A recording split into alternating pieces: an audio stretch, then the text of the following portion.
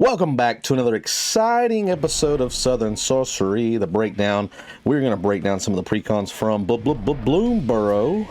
Very excited for this set. I think everyone is excited for these cute and cuddly creatures. I want to say one thing, you know, if they did this back in the day when I was playing Magic as a younger lad, I think my parents and society overall would be a little more receptive of Magic, you know, instead of like demonic tutor and all these demons and, you know, just evil things. You had, you know, just cute cuddly critters from the forest just going on adventures. It would be a much easier sell for us to like say, hey, let's play some Magic. But I digress. Let's jump into it. Today we're going to be reviewing Peace Offering.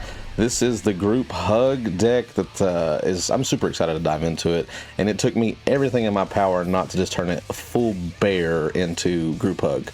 With no win con. It's just I'm trying to hug everybody and accelerate the game, and I'm probably going to come in second because you don't want to kill me, but you got to win the game. But I didn't. I kept it to its core. There are some win cons in here, but it's still very exciting and still a very fun deck. So let's just dive into it. We got the deck list here. You can see that link in our description. Check it out. I won't spend a ton of time on the reprints that were in the deck, but there are some good ones. We're just going to dive in today primarily on the new cards from the Bloomburrow set for Commander and the cuts that I made for our $50 budget upgrade, which, spoiler alert, I went well under the budget because group hug cards are not very expensive.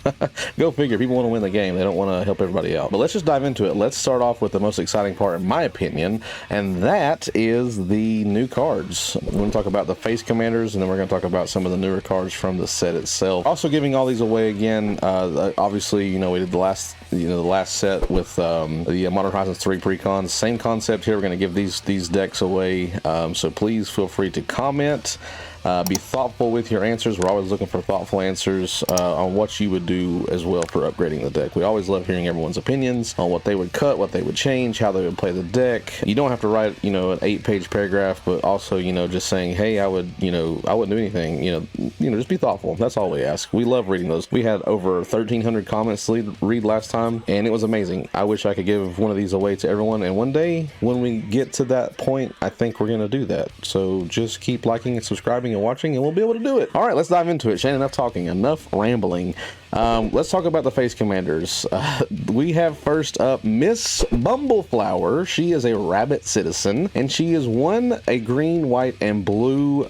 She has vigilance. Whenever you cast a spell, target opponent draws a card, put a +1/+1 counter on target creature, which these +1/+1 counters are a very heavy theme for this deck straight out of the box, and drawing cards. It gains flying until end of turn. If this is the second time this ability has resolved, this way you draw 2 cards. See, so like you want +1/+1 counters and you want to draw cards. This is pretty much the overall like way that this deck wants to win. So that's what we're going to go with as far as a theme goes. The other commander you could run, I love his name equally as well. This is Mr. Foxglove. Mr. Foxglove is 2 a green. I love these names. 2 a green, a white, a blue as well. He is a Fox Rogue and has lifelink. Whenever Mr. Foxglove attacks, draw cards equal to the number of cards in defending player's hand minus the number of cards in your hand. So you split the difference and draw the delta. If you didn't draw cards this way, you may put a creature card from your hand onto the battlefield. That seems bananas too. You could just take this card, build a deck that just plays all kinds of shenanigans. Not necessarily group hug. You're just looking for that specific way to cheat creatures in. But I love these names. Either one of these commanders is very fun as far as running the deck. So let's get into some of the cards they added to the 99. First up, we have Steelbur Champion. Steelbur Champion is a mouse soldier for 2 and 1 white. It has a new mechanic called Offspring. Offspring says there's all kinds of different ways to pay this, but this one is Offspring 1 and white.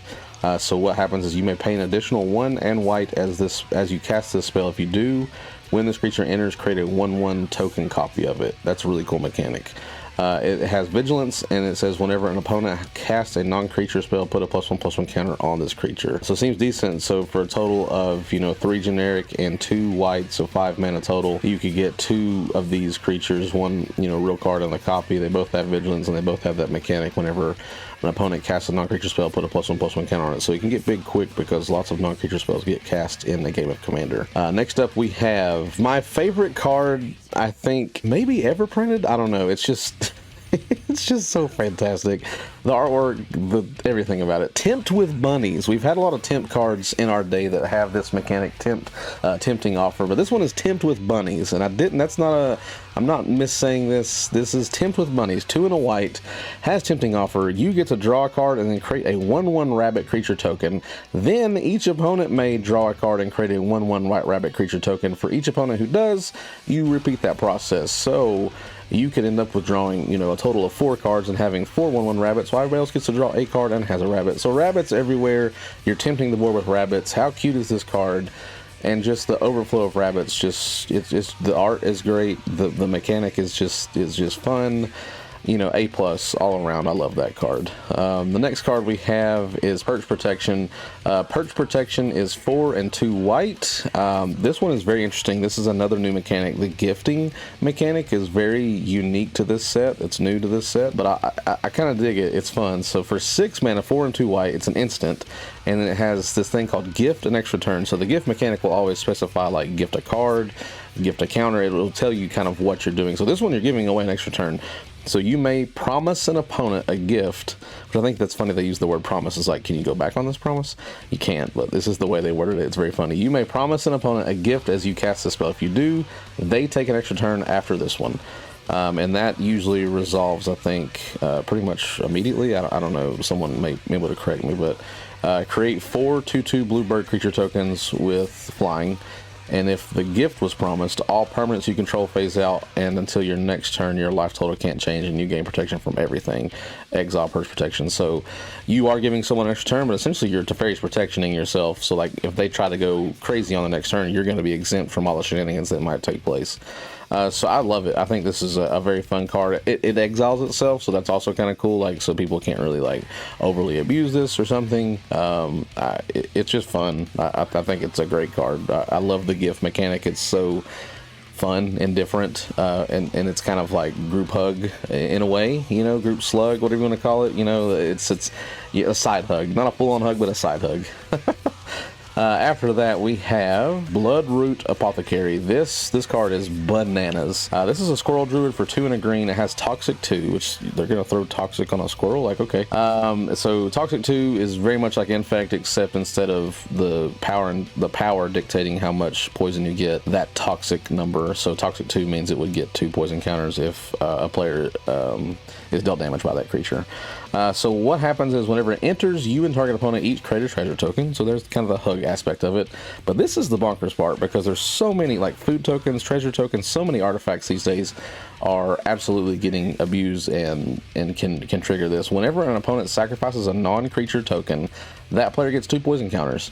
It only takes 10 poison counters to lose the game. So if you sacrifice 5 treasures, you're dead with this card out. That's wow. This card is going to be so abusive in so many decks. Like in here, I get it because it's kind of that group hug, like you're giving stuff away, but you want, you know, but like there's so many decks where I see this like just going bananas, and it's just a squirrel that's doing it to you. It's what's even funnier. After that, we have Communal Brewing. Communal Brewing is a fun little enchantment for 2 and a green. It says when it enters any number of target opponents, each draw a card. You put an ingredient counter on Communal Brewing, then put an ingredient counter on it for each card drawn this way. So it's going to get 1 no matter what, but then if all 3 of your opponents, or however many opponents you have draw, you get more. This is the fun part about it. Whenever you cast a creature spell, that creature enters with X additional +1/+1 counters on it, where X is the number of ingredient counters on Communal Brewing. So if you have a way to proliferate and keep adding some communal, like whatever the concept may be, like, I mean, at the very least, it's coming in with 1, and if people draw, you're getting hopefully up to 4 +1/+1 counters on the creatures. I love it. It's a great card. Another card that can be, you know, taken out of this deck and thrown into a lot of, you know, decks that abuse +1/+1 counters. Just a fun card. Following that card, we have Octomancer. This is also a unique card. This is a frog druid, little frog druid for 3 colorless, a green and a blue. Gift an octopus, 3 generic mana, I should say, not colorless. Gift an octopus. So this is another gift card. It's you giving someone an octopus. Here's an octopus. You may promise an opponent a gift as you cast the spell. If you do, when it enters, they create an 8/8 blue octopus creature token. How cool is that? Here's an 8/8. But this is the cool part about it. At the beginning of each end step, So even after the gift is done, you create a token that's a copy of target creature token that entered the battle for this turn. So you're guaranteed that, you know, that token just entered, so you'll at least be able to make an 8/8.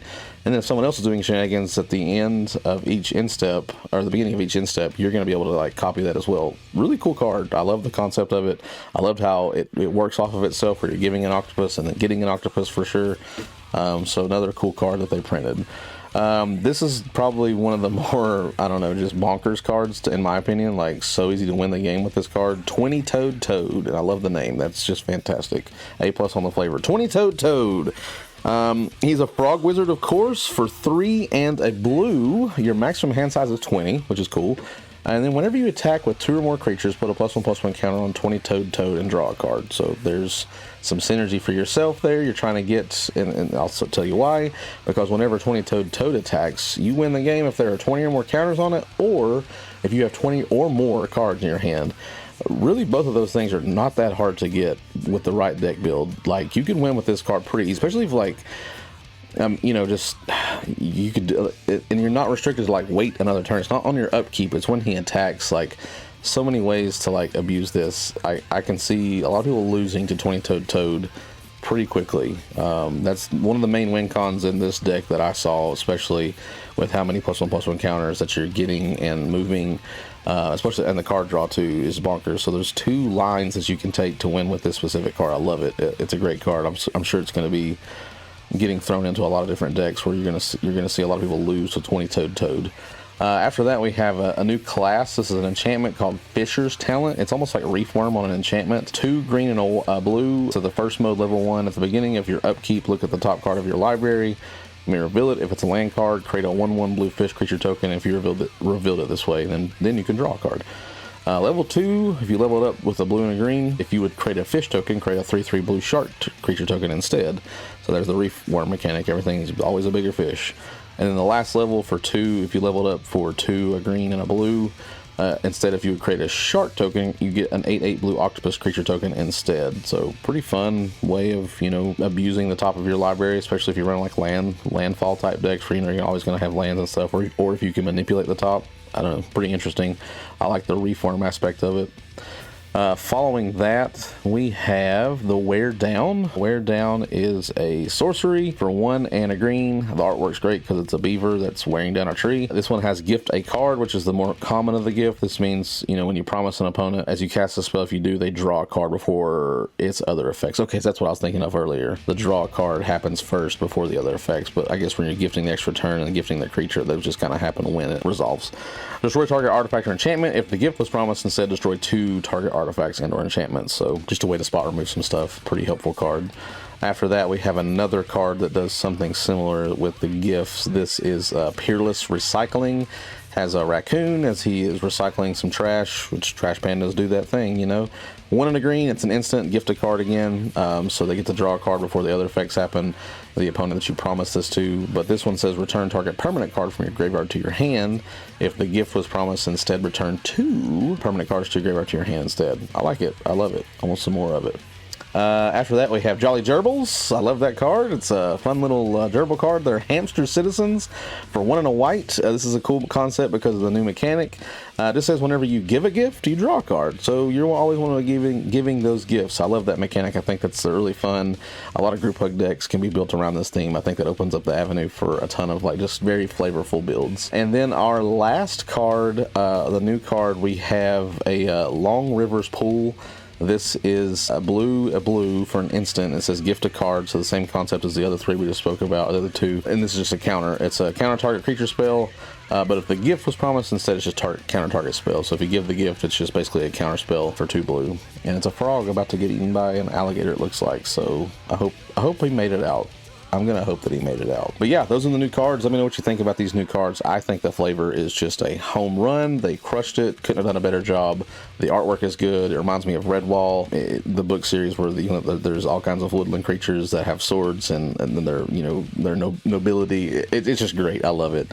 So let's move into the additions and cuts. I think this is the second part that I want to focus on. So let's talk about some additions and cuts. For me, I'm just going to start off. I cut each one of these decks from Bloomburrow, the precons had a planeswalker. I think that's intentional, so like new players can learn how to use planeswalkers. I usually cut planeswalkers unless they're just like super synergetic with the deck.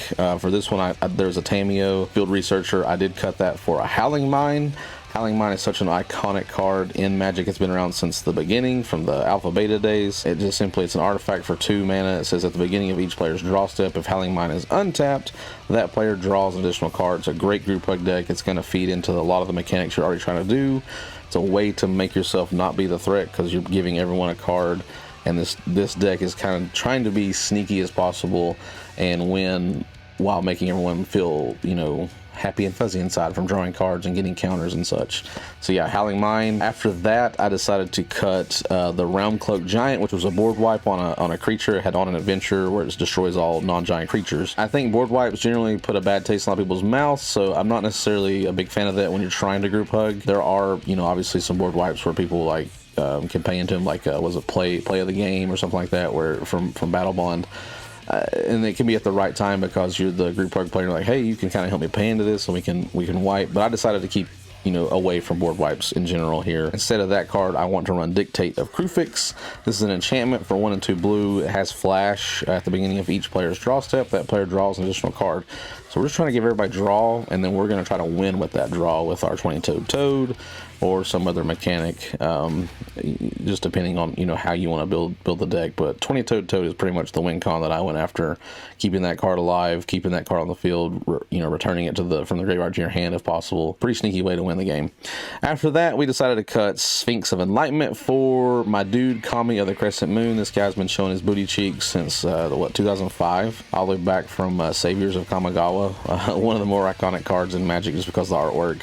But at the beginning of each player's draw step, that player draws a card. So at the end of the turn, you get to draw a card. Pretty cool concept. I love it. We're just trying to give everybody as much cards as possible and fill everyone's hands with love and joy as we sneakily try to win the game. After that, I decided to cut Baird, Steward of Argive, for Glunch the Bestower. Glunch the Bestower is a jellyfish from Commander Legends, the Battle of Baldur's Gate. Has flying. At the beginning of your end step, choose a player that they put 2+1/+1 counters on a creature they control, so you can choose yourself and add that to your 20-toed toad. And then you choose a second player to draw a card, and then you choose a third player to create 2 treasure tokens. So you can always just not choose yourself and like just do this to your opponents and kind of like, hey, look what I'm doing for everybody. But generally you can kind of sneakily like just do things and, you know, mask it by giving someone else stuff too. And then like, I'm not going to give it to that person because they're the threat or they're playing stacks. See, I'm being the good guy over here. It's very deceptive in how it operates and stuff. I love that card for any group hug deck, really, and it just fits the theme because we've got counters, we've got ways to draw. Lord, if you've got the